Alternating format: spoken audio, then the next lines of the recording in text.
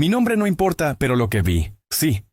Todos en San Ignacio de la Sierra, y probablemente en todo el país, creen que el presidente municipal es la máxima autoridad, el que toma las decisiones.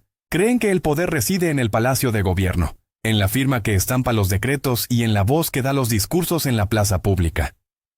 Esa es la primera y más peligrosa mentira que el sistema quiere que ustedes crean. Yo mismo la creí cuando juré el cargo, con la mano sobre la Constitución y él.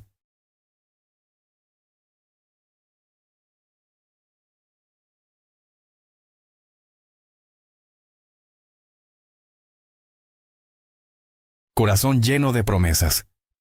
Pero el poder real no usa banda presidencial. Opera desde las sombras, con una eficiencia silenciosa y aterradora que convierte a los funcionarios electos en simples administradores de una farsa.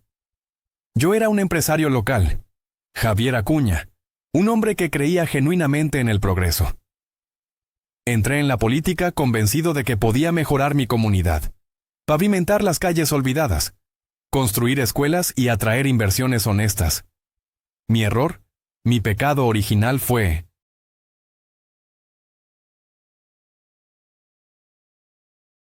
aceptar financiamiento para mi campaña de un grupo de inversionistas que prometían precisamente eso, revitalizar la economía local. Al principio los veía como benefactores, aliados en mi misión. No tardé en comprender que no eran socios, sino dueños. Dueños de mi campaña, de mi voluntad y pronto de mi vida. Me convencí a mí mismo de que podría manejar la situación desde adentro, que podría usar su dinero para el bien común. Qué ingenuo fui. La historia que voy a contarles es la crónica de mi Nopsienosima.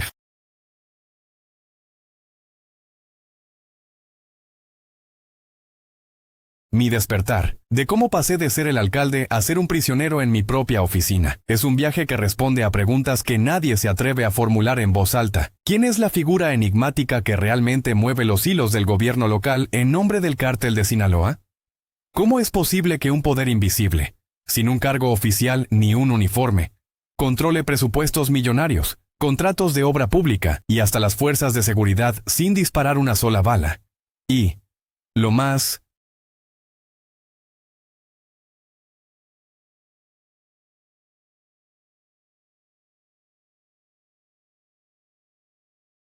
inquietante, cómo esta verdad, una vez descubierta, se convirtió en una sentencia de muerte que me obligó a abandonarlo todo para poder seguir respirando. Mi primera lección llegó en una reunión sobre el Plan de Desarrollo Urbano. Estábamos el secretario de Obras Públicas, varios regidores y yo. La discusión era tensa, había intereses encontrados. Entonces entró un hombre, 50 y tantos años, traje gris, sin estridencias. No dijo nada, solo se sentó en una esquina de la sala. Abrió un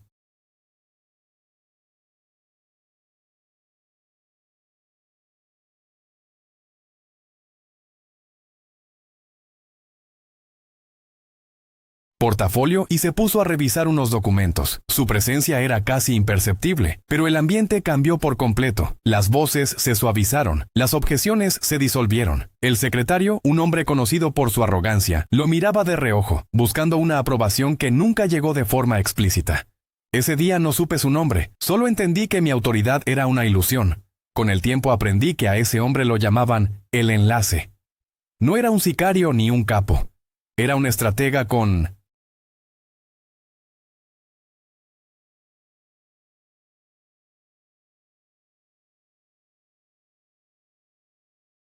maestría en administración pública, un consultor corporativo del crimen. Su poder no emanaba de la amenaza directa, sino de un conocimiento profundo y perverso del sistema burocrático. Operaba a través de despachos de abogados, comisiones de desarrollo y empresas fachada. Traducía los intereses del cártel, rutas logísticas, lavado de dinero, control territorial, en políticas públicas perfectamente legales.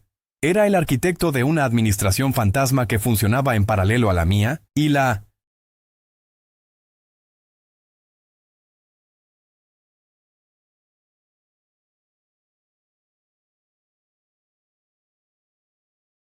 suya era la que realmente importaba. La violencia era solo la herramienta de relaciones públicas.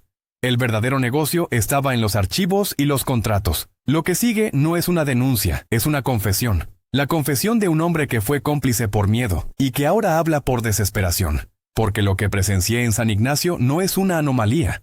Es un modelo de negocio que se replica en silencio por todo el país. Es el colapso de la frontera entre el Estado y el crimen organizado. Unas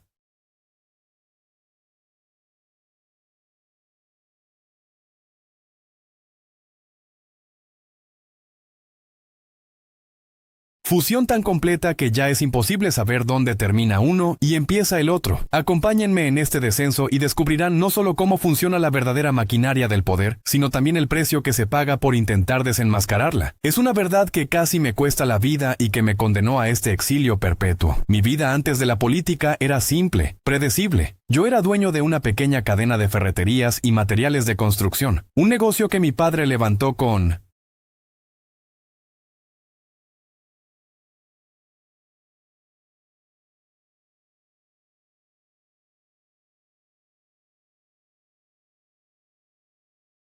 sus propias manos y que yo hice crecer. Conocía a casi todos en San Ignacio de la Sierra, veía a sus hijos crecer, les vendía el cemento para levantar sus casas y las herramientas para arreglar sus vidas. Pero también veía la otra cara, las calles sin pavimentar que se convertían en ríos de lodo con cada lluvia, la falta de oportunidades que empujaba a los jóvenes hacia el norte o hacia el crimen, y la indiferencia de una clase política que parecía vivir en una realidad completamente distinta.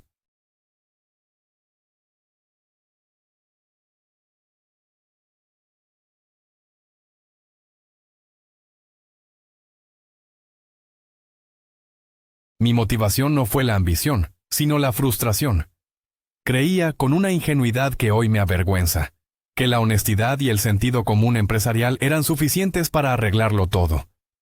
La decisión de postularme no fue un impulso.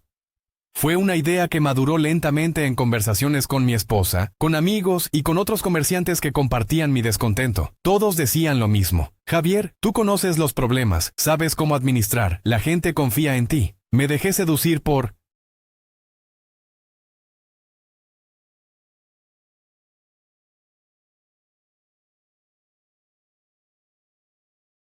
esa fe, por la imagen de mí mismo como el ciudadano que da un paso al frente para servir a su comunidad. Renuncié a la comodidad de mi vida privada, a las tardes tranquilas con mi familia, convencido de que estaba haciendo un sacrificio necesario. Creía que entraba a una competencia de ideas y proyectos, sin comprender que en realidad me estaba alistando para una guerra silenciosa, donde las reglas ya estaban escritas por otros. Hacer campaña es un ejercicio de realismo brutal. Las buenas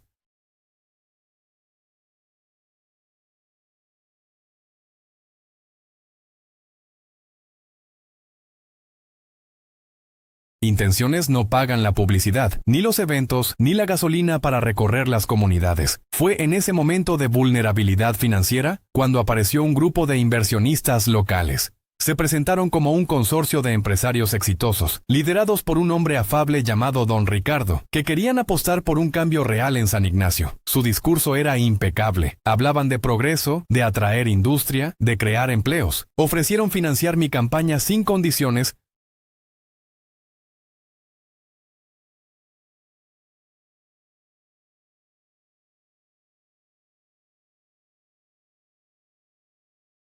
visibles, solo pidiendo que, una vez en el poder, mi administración fuera amigable con los negocios. Parecía la alianza perfecta, una bendición que me permitiría competir contra las maquinarias tradicionales. Acepté cerrando los ojos a una pequeña voz de alarma en mi interior. Me convencí a mí mismo de que era un pacto pragmático, un medio para un fin noble. Usaré su dinero para ganar y una vez en la silla gobernaré para todos, me repetía como un mantra. Creía que podría mantener el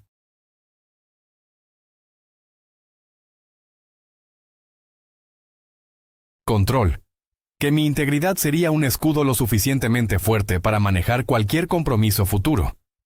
¡Qué arrogancia la mía! No entendía que su inversión no era en mi campaña, sino en la compra de un activo estratégico, la alcaldía. Ellos no querían un socio, querían un gerente. Un rostro presentable que firmara los documentos y diera los discursos, mientras ellos operaban la verdadera estructura de poder detrás del telón. Mi pecado no fue la corrupción, sino la soberbia de creer que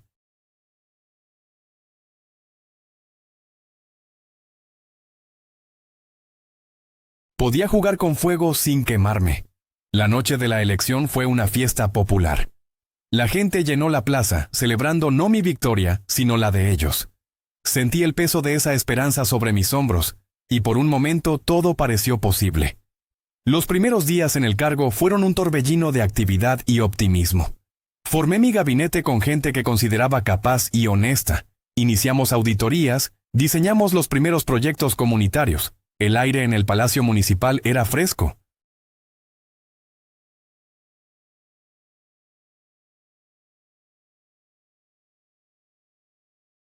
Cargado de una energía renovadora. Recibía a ciudadanos todos los días, escuchaba sus problemas y sentía que por fin el gobierno estaba de su lado. Esa sensación de control y propósito, sin embargo, duró muy poco. Fue una ilusión cuidadosamente mantenida antes de que las presiones invisibles comenzaran a manifestarse. La primera solicitud llegó de forma sutil, casi casual. Un regidor, uno de los que también había sido apoyado por el grupo de don Ricardo, se me acercó para pedirme que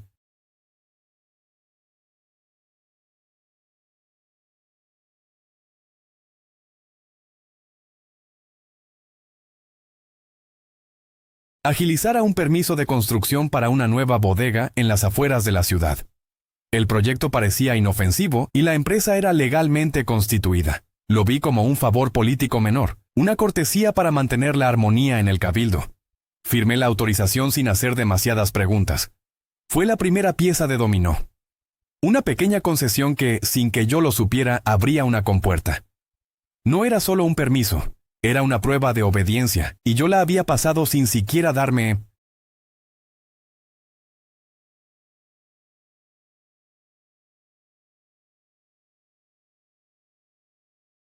cuenta de que estaba siendo evaluado. Pronto, las sugerencias se hicieron más frecuentes y significativas. Cambios en el plan de zonificación para beneficiar ciertos terrenos, la asignación de contratos de servicios municipales a empresas específicas, el nombramiento de ciertas personas en puestos clave dentro de la tesorería y obras públicas.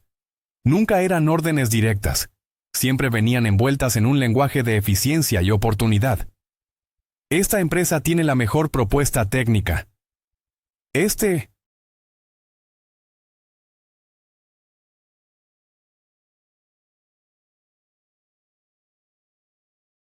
funcionario tiene la experiencia necesaria.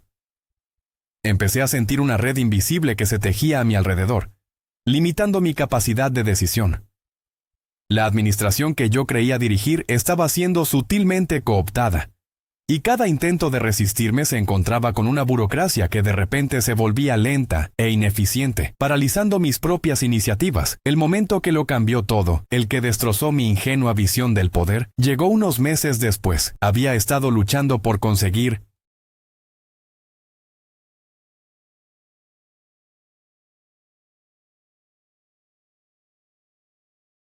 fondos estatales para un importante proyecto de infraestructura hidráulica, vital para las colonias más pobres de San Ignacio. Para ello, tenía que presentar el proyecto directamente al secretario de Obras Públicas del Estado, Armando Valdivia. Valdivia era la encarnación del poder político tradicional, un hombre corpulento, de voz estentórea y una arrogancia legendaria. Era conocido por tratar a los alcaldes como subordinados insignificantes.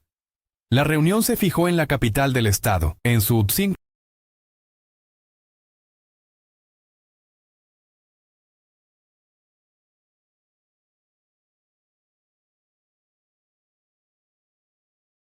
Imponente oficina. Fui preparado para una batalla, para defender mi proyecto con uñas y dientes contra un hombre que disfrutaba humillando a sus interlocutores.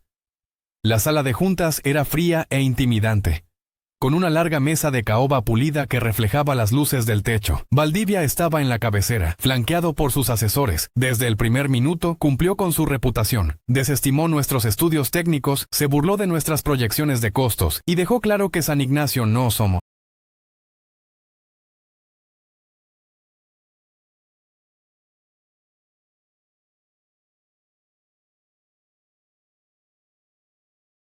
Era una prioridad para el Estado. Yo argumentaba, presentaba datos, pero mis palabras rebotaban contra un muro de desdén. Él controlaba la habitación, su poder era absoluto y palpable. Me sentía pequeño, impotente, viendo cómo el proyecto más importante de mi gestión se desmoronaba ante mis ojos por el capricho de un solo hombre. La atmósfera era pesada, cargada de la tensión de una jerarquía indiscutible. Entonces, la puerta lateral se abrió sin hacer ruido. Entró un hombre de unos 50 y...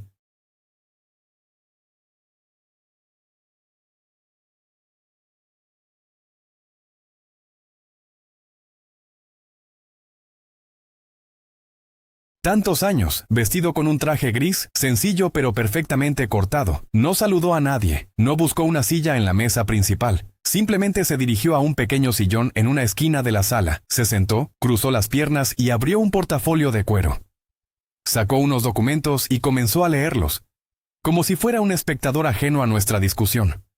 Su presencia era tan discreta que podría haber pasado desapercibida, pero su llegada cambió la dinámica de la habitación de una forma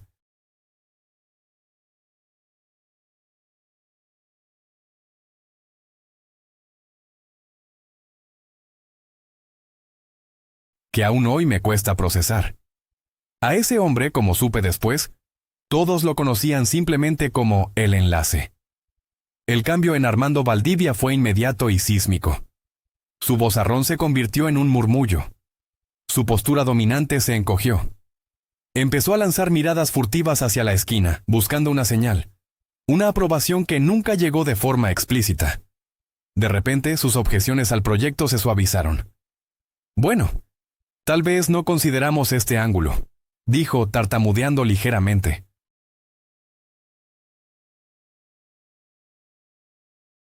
Quizás la proyección de beneficios sociales tiene más peso del que le dimos inicialmente. El hombre que minutos antes era un tirano, ahora parecía un estudiante nervioso presentando un examen oral. No estaba dirigiendo la reunión, estaba pidiendo permiso con cada palabra, cada gesto, al hombre silencioso que leía sus papeles en la esquina. Fue en ese instante, observando al poderoso secretario de Obras Públicas actuar con una deferencia casi servil, que mi castillo de naipes se vino abajo.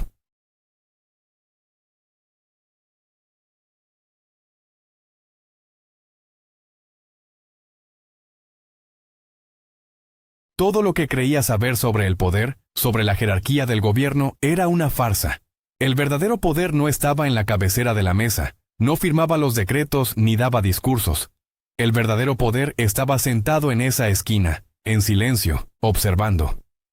El enlace no necesitaba levantar la voz porque su autoridad no emanaba de su cargo, que no tenía, sino de algo mucho más profundo y aterrador. Comprendí que Valdivia, yo y todos en esa sala éramos simplemente actores en un escenario que...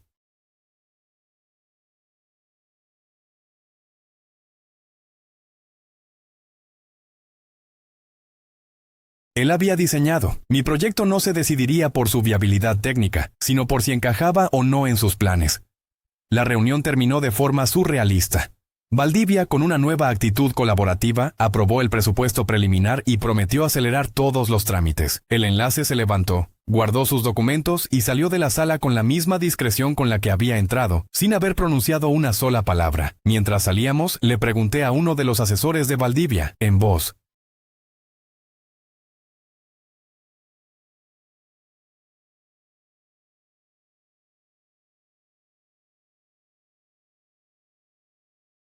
baja, ¿quién era aquel hombre? El asesor palideció, me miró con una mezcla de miedo y lástima, y solo dijo: alcalde, hay cosas que es mejor no saber. Él es un consultor muy importante. Esa respuesta evasiva fue más elocuente que cualquier explicación. Ese día no solo descubrí la existencia del enlace, descubrí mi verdadera posición en el tablero, la de un peón con una corona de fantasía. Después de aquel encuentro en la capital, mi perspectiva cambió para siempre. Regresé a San Ignacio no sino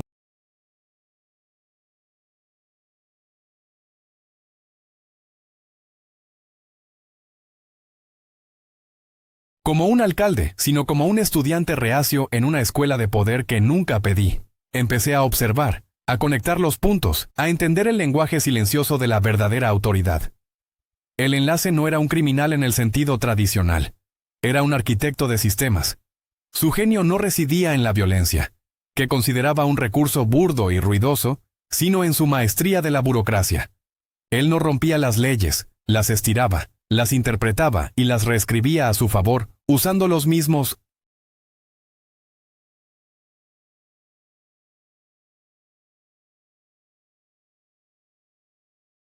mecanismos que el Estado había creado para protegerse. Su poder era una infección silenciosa que se apoderaba del cuerpo gubernamental desde adentro, célula por célula. Aprendí que San Ignacio operaba con dos administraciones paralelas. La mía, la oficial, era la cara pública. Inauguraba obras menores, organizaba desfiles y atendía las quejas de los ciudadanos. Era el teatro para mantener a la gente tranquila. La otra, la administración fantasma del enlace, era la que realmente importaba.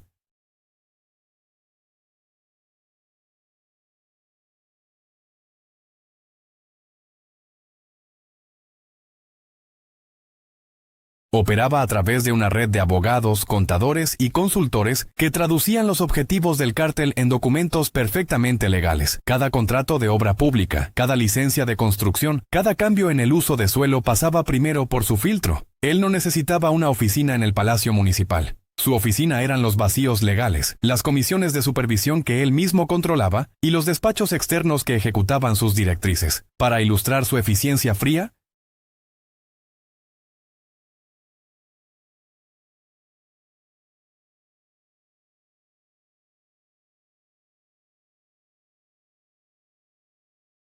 no hay mejor ejemplo que lo que le sucedió a mi director de seguridad pública, Marcos Herrera. Marcos era mi amigo de la infancia, un hombre honesto y valiente que creía en su uniforme. Lo nombré porque confiaba en él ciegamente, pensando que su integridad sería un pequeño bastión de decencia en mi administración. Fue él quien, en un operativo de rutina en las afueras de la ciudad, confiscó por error un camión con precursores químicos de bajo perfil, pero que pertenecía a un socio importante de 1900.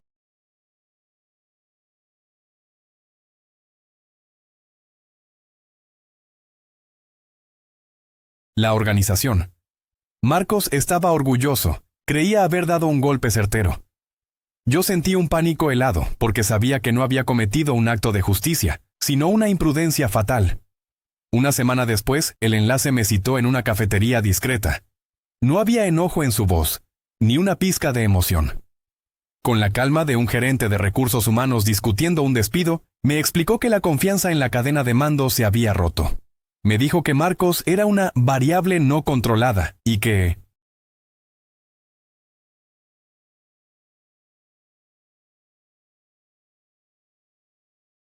era necesario aplicar una medida de control de calidad. La solución, me informó, era simple. Yo debía destituirlo de su cargo inmediatamente y la fiscalía, controlada por ellos, le fabricaría cargos por nexos con un cártel rival. Es una cuestión de eficiencia, alcalde.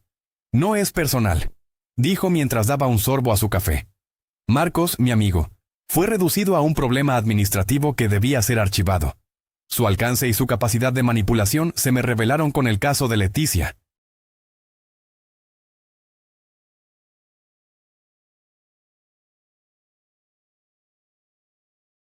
Morales, una joven fiscal del estado que había sido asignada a nuestra región. Era una de esas raras anomalías en el sistema. Inteligente, tenaz e incorruptible. Comenzó a investigar una serie de irregularidades en los permisos de construcción de un nuevo desarrollo industrial. Un proyecto que, por supuesto, había sido diseñado por el enlace para lavar millones de dólares. Leticia estaba tirando del hilo correcto y se estaba acercando peligrosamente a la verdad. La respuesta habitual habría sido: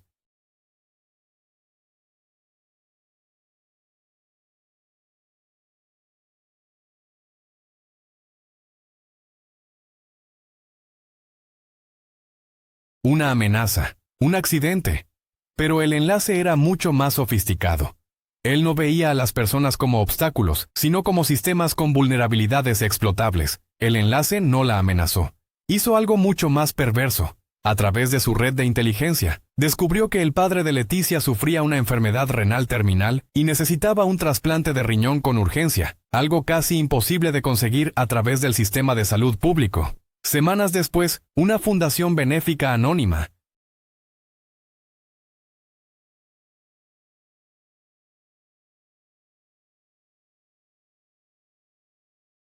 contactó a la familia Morales. Les ofrecieron cubrir todos los gastos para que el padre fuera operado en un hospital de primera categoría en Houston. El trasplante fue un éxito. Leticia nunca supo el origen de esa milagrosa ayuda. Pero la investigación sobre los permisos de construcción perdió su impulso hasta detenerse por completo. No la compraron con dinero. La neutralizaron con una deuda moral impagable, encadenando su integridad a su amor de hija. Estos dos casos, el de Marcos y el de Mimo Sentientose,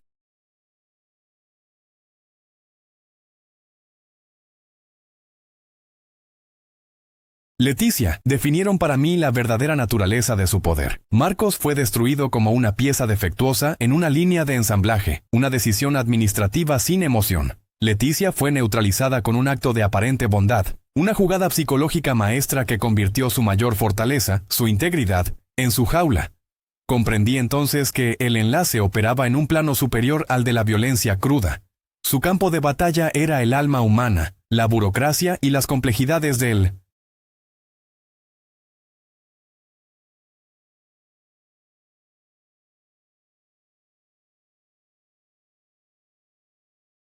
sistema. Él no necesitaba un ejército de sicarios cuando podía desarmar a sus enemigos con un contrato, un favor o el conocimiento preciso de sus debilidades más profundas. Era el titiritero definitivo. Mi punto de quiebre, el momento en que la complicidad se volvió insoportable, tiene un nombre y un rostro: Marcos Herrera. Marcos no era solo mi director de seguridad pública, era mi compadre, el amigo con el que crecí jugando en las calles polvorientas de San Ignacio, mucho antes de que las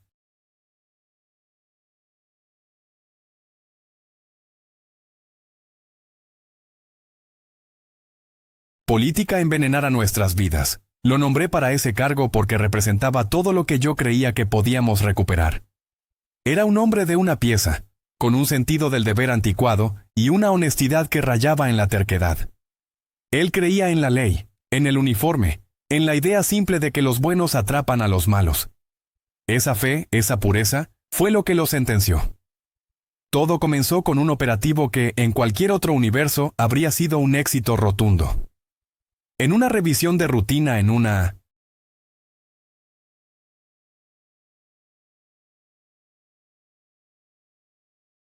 brecha poco transitada, el equipo de Marcos detuvo un camión de carga aparentemente inofensivo. Al inspeccionarlo, encontraron un compartimento oculto con precursores químicos. No era un cargamento masivo, pero era ilegal. Marcos me llamó esa tarde. Su voz vibraba de orgullo. Le dimos un buen golpe a estos cabrones, Javier, me dijo. Sentí un escalofrío que me recorrió la espalda. No sentí orgullo, sino un pánico helado y visceral. Él no lo sabía, pero no había confiscado un cargamento del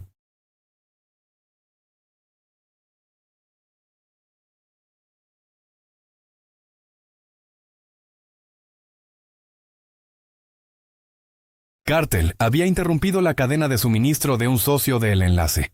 Había cometido un error administrativo fatal. La llamada llegó 2 días después.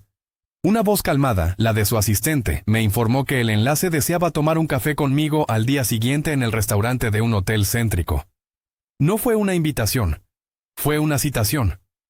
El lugar fue elegido a propósito por su neutralidad y su visibilidad pública. Una demostración de poder tan sutil como aterradora. Ellos no necesitaban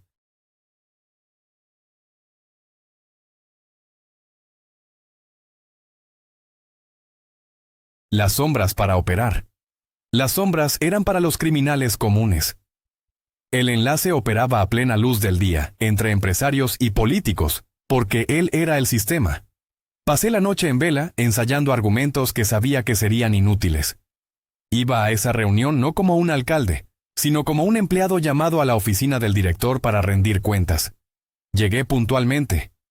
Él ya estaba allí, en una mesa junto a la ventana, leyendo un periódico financiero y bebiendo un espresso. Vestía un traje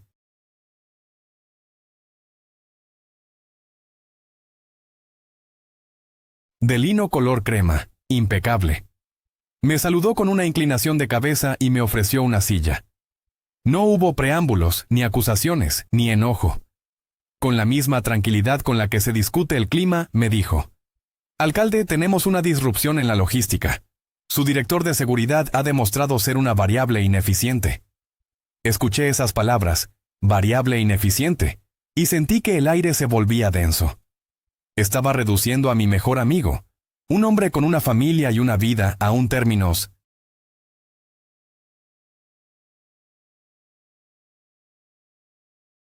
de gestión empresarial, un problema en la hoja de cálculo que debía ser eliminado. Luego, con una calma espeluznante, me explicó la solución. Era una medida de control de calidad, dijo, para restaurar la confianza en la cadena de mando. Yo debía destituir a Marcos de su cargo de inmediato. Esa misma semana, la Fiscalía del Estado, que obviamente respondía a sus intereses, le imputaría cargos por colaborar con un cártel rival, usando como prueba información sembrada por ellos mismos. No es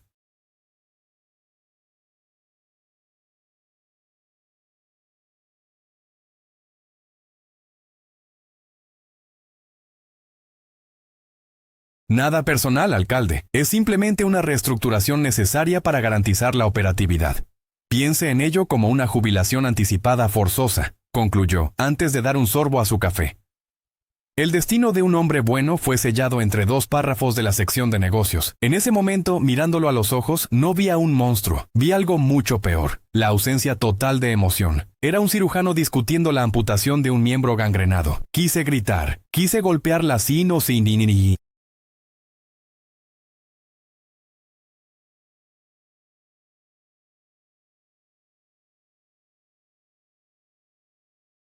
Mesa, quise defender a Marcos, pero mi voz no salió. Un miedo paralizante se apoderó de mí, porque entendí la inutilidad de cualquier resistencia. Él no me estaba pidiendo mi opinión, me estaba informando de una decisión ya tomada. Mi papel era simplemente ejecutarla. Cualquier objeción no solo sería ignorada, sino que me marcaría a mí como la siguiente variable ineficiente que necesitaba ser corregida. Mi instinto de supervivencia silenció mi conciencia en el acto más cobarde de mi vida. ¿Fue?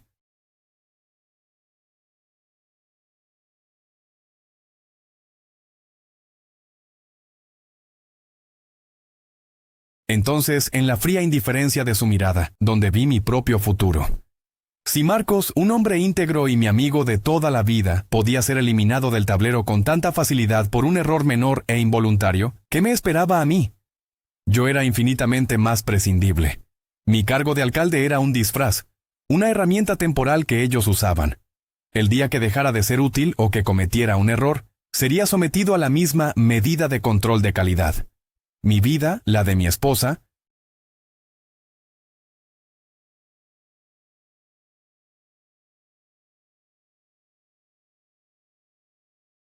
la de mis hijos, no valía nada. Éramos piezas en su juego, y él era el jugador que decidía cuándo y cómo sacrificarlas. La ilusión de que podía manejar la situación desde adentro se hizo añicos. La conversación con Marcos fue la tortura más grande que he soportado. Lo cité en mi oficina esa misma tarde. Entró sonriendo, esperando una felicitación. Tuve que mirarlo a los ojos del hombre que fue el padrino de mi hija, y decirle que debía renunciar. Inventé una historia patética sobre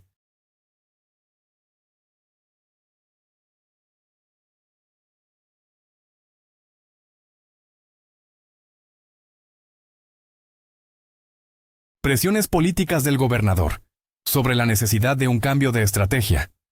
Él me escuchó en silencio, su sonrisa desvaneciéndose lentamente hasta convertirse en una máscara de confusión y luego de profunda herida. No me creyó, por supuesto. Vio la verdad en mi cobardía. Pensé que éramos diferentes, Javier. Fue lo único que dijo antes de darse la vuelta y marcharse, dejándome solo con mi vergüenza. Una semana después, tal como el enlace había predicho, Marcos fue arrestado. Los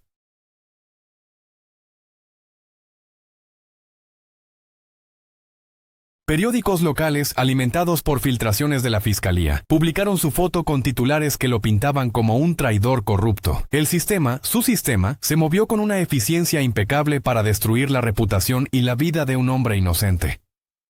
Vi las noticias en la televisión. Vi a su esposa llorando mientras los reporteros la acosaban fuera de su casa.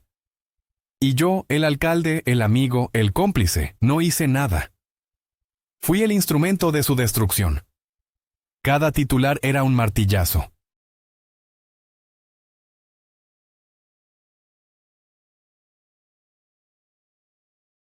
En mi conciencia. forjando la certeza de que yo no podía seguir siendo parte de esa maquinaria. La culpa era un veneno que me estaba consumiendo. Esa noche, mientras mi familia dormía, tomé la decisión. No fue un acto de valentía, sino de terror puro. Me paré junto a la cama de mis hijos y los vi dormir, tan ajenos al monstruo con el que su padre cenaba todos los días. Comprendí que quedarme no era una opción. Luchar era un suicidio. La única salida era desaparecer. Ya no se trataba de salvar a 100. San Ignacio, se trataba de salvar lo poco que me quedaba de alma, y más importante, de salvar a mi familia de ser las próximas víctimas de una reestructuración necesaria. El miedo a el enlace finalmente se volvió más grande que mi miedo a perderlo todo. Tenía que huir, convertirme en un fantasma para poder seguir viviendo. Mi alcaldía había terminado en ese momento, aunque seguí ocupando la silla por unas semanas más. Mi único objetivo ya no era gobernar, sino planificar mi fuga. Empecé a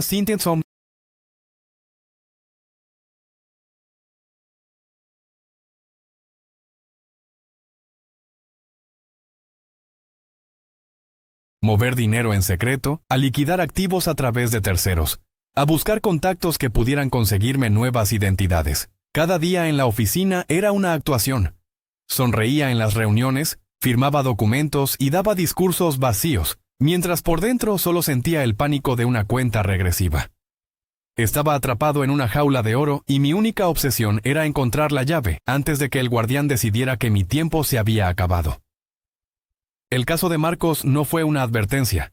Fue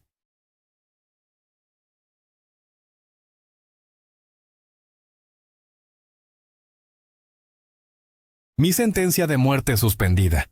Mi plan de escape no nació de un momento de genialidad, sino del terror más primitivo y puro. Cada día en la alcaldía se convirtió en una actuación de alto riesgo. Tenía que proyectar normalidad, discutir presupuestos y sonreír en eventos públicos, mientras por dentro mi mente era un laberinto de rutas de escape y cálculos financieros. El primer paso fue el más silencioso. Contacté a un primo lejano en otro estado y le pedí que vendiera una pequeña propiedad.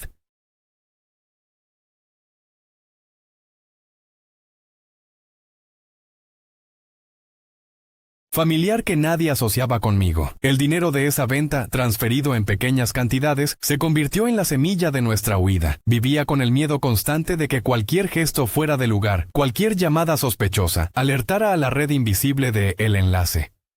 El dinero era el combustible de la fuga, y necesitaba acumularlo sin dejar un rastro. Mi negocio de ferreterías, el legado de mi padre, tuvo que ser desmantelado pieza por pieza. Usando a mi viejo contador, un hombre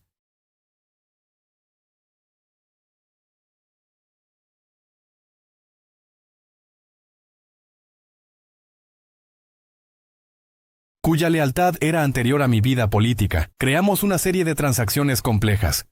Vendimos inventario a través de intermediarios, liquidamos activos fijos a empresas fachada de otras regiones y canalizamos los fondos a través de cuentas que no llevaban mi nombre.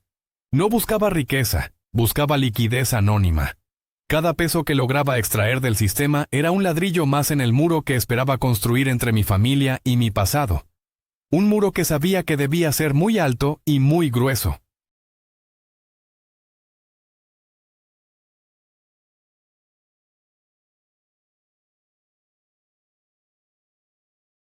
Para desaparecer de verdad, necesitaba un fantasma que me guiara. No podía confiar en los coyotes comunes que cruzan la frontera.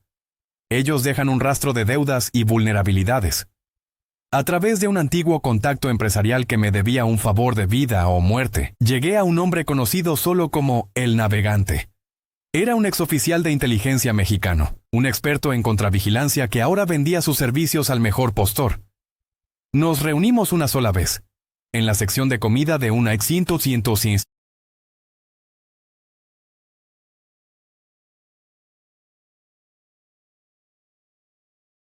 supermercado abarrotado en una ciudad vecina. No hubo negociaciones. Me dio un precio exorbitante, una lista de instrucciones precisas y una fecha. Le entregué mi vida y la de mi familia a un completo extraño. Las últimas semanas en San Ignacio fueron el acto final de mi farsa. Recuerdo presidir la ceremonia de graduación de una escuela primaria. entregando diplomas a niños sonrientes mientras mi mente repasaba el protocolo de la fuga. Cada apretón de manos era una despedida silenciosa. Cada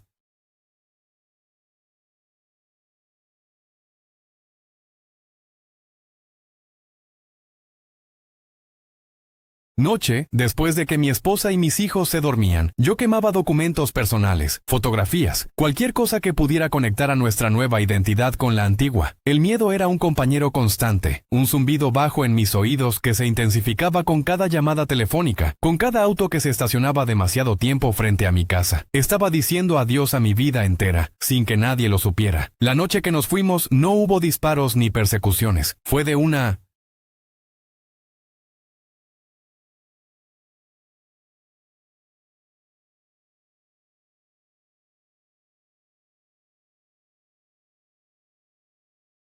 simpleza aterradora. A las 2 de la mañana salimos por la puerta trasera con una pequeña maleta cada uno, como si fuéramos a un viaje de fin de semana. Dejamos nuestro auto abandonado en el estacionamiento de un hospital a varios kilómetros de distancia. Una camioneta sin distintivos, conducida por un hombre que nunca nos miró a la cara, nos recogió en una esquina oscura. Viajamos durante horas por caminos de terracería, en un silencio absoluto solo roto por la respiración nerviosa de mí.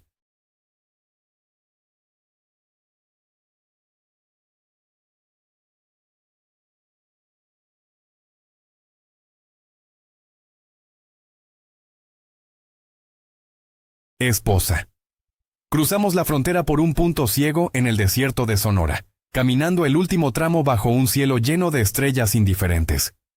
Éramos oficialmente fantasmas. Nuestro primer amanecer lejos de México fue en una modesta casa de seguridad en un pequeño pueblo de Nuevo México.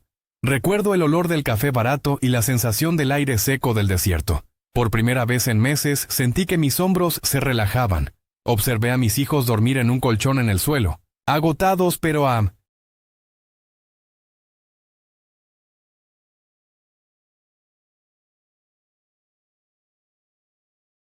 salvo, y una ola de alivio tan intensa me invadió que casi me ahoga. Creí, con toda la fuerza de mi desesperación, que lo habíamos logrado, que habíamos escapado de la jaula. Esa primera mañana, la libertad no se sentía como una idea abstracta, sino como el simple acto de poder respirar profundamente sin que el miedo me contrajera los pulmones. Los siguientes 2 años fueron un ejercicio de reinvención forzada. Con las nuevas identidades que el navegante nos proporcionó, nos mudamos a una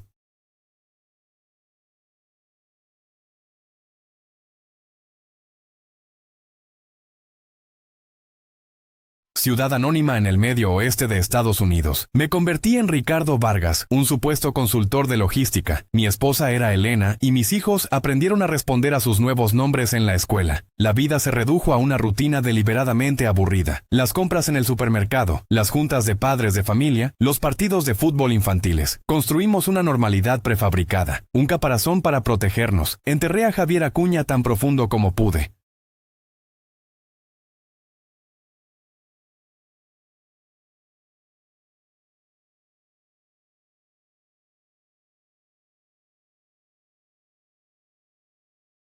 Convenciéndome a mí mismo y a mi familia de que el pasado era otro país, uno al que nunca regresaríamos. Pero la libertad es una ilusión cuando tu carcelero vive en tu memoria.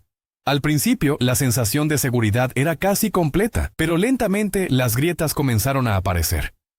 Un auto que pasaba por nuestra calle una vez de más, una llamada a casa donde nadie contestaba al otro lado de la línea, una noticia en internet sobre un ajuste de cuentas en Sinaloa que me helaba la sangre.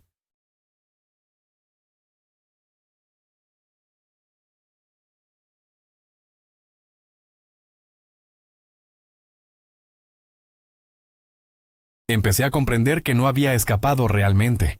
Simplemente me había mudado a una celda más grande, una con una vista más agradable. El enlace y su organización no eran el tipo de entidad que olvidaba. Mi alivio inicial se transformó en una ansiedad sorda y permanente, la conciencia de que mi libertad no era un derecho, sino un permiso temporal. El golpe final no llegó en la oscuridad de un callejón ni con el estruendo de una puerta derribada. Llegó en una tarde de sábado, bajo el sol,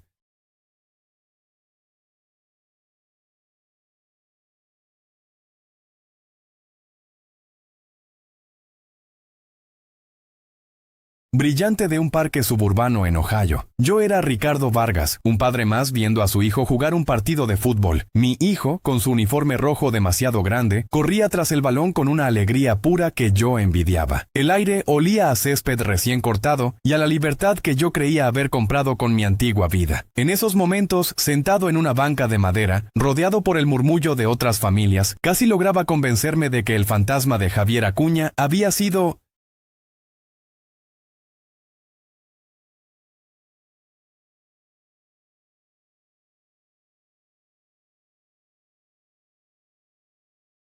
enterrado para siempre. Era una paz frágil, una felicidad construida sobre un cimiento de mentiras, pero era todo lo que tenía. Un hombre se sentó a mi lado sin mirarme. Vestía pantalones caqui y un polo, como cualquier otro padre en el parque. No le presté atención hasta que habló. Su español era neutro, con un acento del norte que me resultó dolorosamente familiar. «Buenas tardes, Javier», dijo en voz baja, sin dejar de mirar el partido. El sonido de mi verdadero nombre, pronunciado en este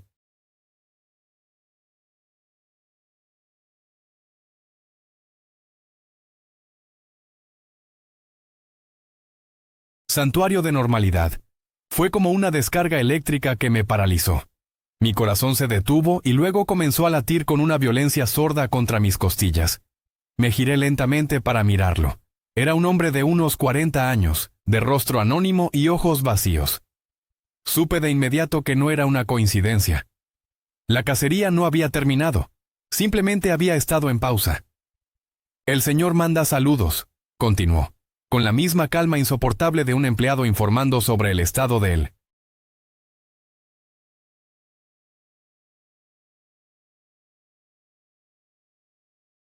Tiempo. Le pide disculpas por la interrupción. Entendió que usted necesitaba un descanso, un cambio de aires. Considere estos años como un sabático. Pero el proyecto ha entrado en una nueva fase y su experiencia es requerida nuevamente. Cada palabra era un martillazo sobre el cristal de mi falsa libertad. ¿Un sabático? Un descanso. Mi fuga desesperada, mi reinvención, el terror nocturno. Todo era reducido a un permiso laboral concedido por una entidad omnisciente. Nunca estuve huyendo.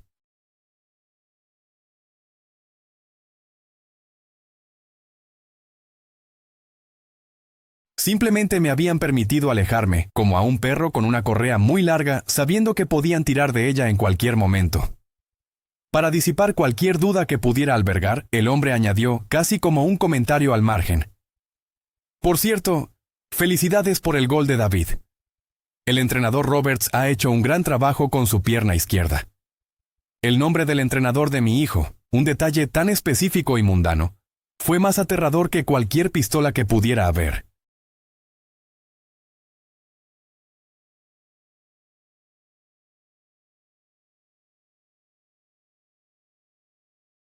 Sacado. Fue la prueba irrefutable de que no me habían encontrado. Siempre habían sabido dónde estaba. Habían observado a mis hijos crecer. Habían registrado los detalles de nuestra vida prefabricada. Mi casa no era un refugio. Era una pecera. Mi libertad no era una conquista. Era una vigilancia tolerada. En ese instante, la esperanza que había alimentado durante años se secó y murió, convirtiéndose en cenizas en mi boca. «La organización se está expandiendo», explicó, como si me estuviera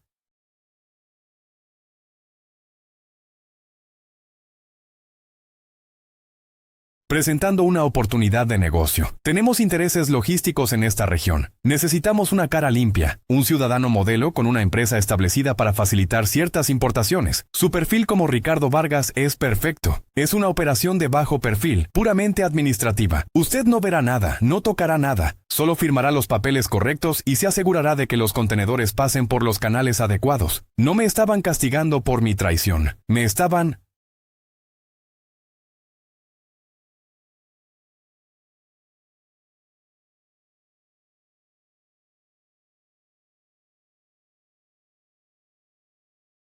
promoviendo. Mi escape no había sido un problema para ellos, había sido una inversión a largo plazo, permitiendo que su activo, yo, madurara en un entorno seguro hasta que fuera necesario de nuevo. Me quedé en silencio, incapaz de articular una respuesta. Mi mente corría buscando una salida que sabía que no existía. El hombre pareció leer mi pánico. No lo vea como una orden, Javier. Véalo como una continuación de nuestro acuerdo. Usted coopera y esta vida, dijo haciendo un gesto vago hacia...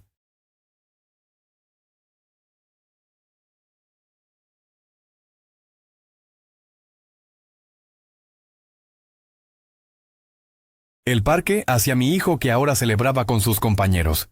Continúa sin interrupciones. Su familia está segura aquí. Son felices. Sería una lástima que algo alterara esta paz que tanto le ha costado construir. La amenaza no fue dicha. Fue delicadamente colocada sobre la mesa, envuelta en el bienestar de mis seres queridos. Mi libertad no era mía, era la carnada en su trampa. El hombre se levantó, se ajustó el pantalón y dijo: «Alguien se pondrá en contacto con usted la próxima semana».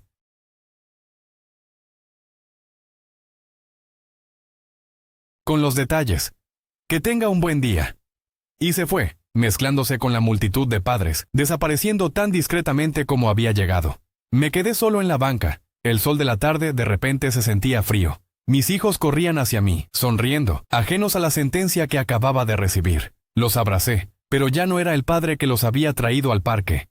Era un prisionero al que le acababan de recordar los muros invisibles de su celda. Comprendí la verdad final. Mi fuga nunca fue una...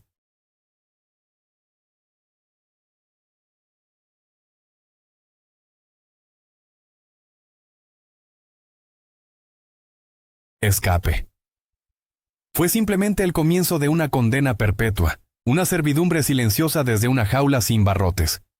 La filosofía de el enlace no es la de un criminal, sino la de un director ejecutivo que ha logrado la fusión hostil más exitosa de la historia, la del Estado con el crimen. Él comprendió que la violencia es un gasto ineficiente, un mal marketing. El verdadero poder reside en la invisibilidad, en la capacidad de manipular el sistema desde adentro, hasta que el sistema trabaje para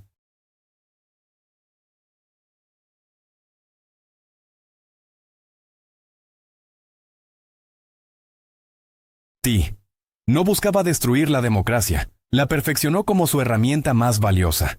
¿Para qué derrocar a un gobierno cuando puedes comprarlo, administrarlo y legitimar tus operaciones a través de sus propias leyes y decretos? Convirtió la burocracia en su arma y los procesos electorales en un simple ejercicio de recursos humanos para colocar a sus gerentes. Esto me lleva a la conclusión más desoladora de todas. La democracia que yo juré defender es, en lugares como San Ignacio, una obra de 1900.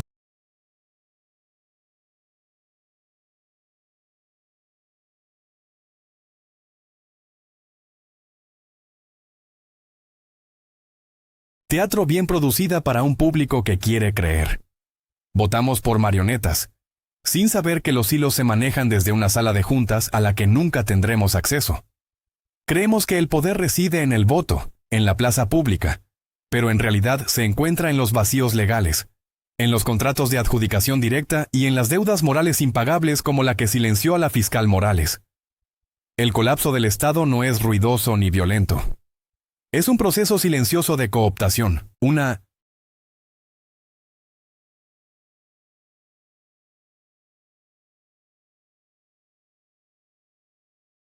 transferencia de poder que ocurre a plena luz del día, firmada y sellada por funcionarios electos. Por eso, mi libertad es una farsa. No huí de un cártel. Fui reasignado por una corporación. Mi vida en este suburbio americano no es un refugio, es una sucursal. Mi sentencia no fue la muerte ni la prisión, sino algo infinitamente más perverso. El conocimiento. La condena de ver la maquinaria completa y saber que soy, y siempre seré, una de sus piezas. Cada sonrisa de mis hijos, cada tarde de paz en 1900.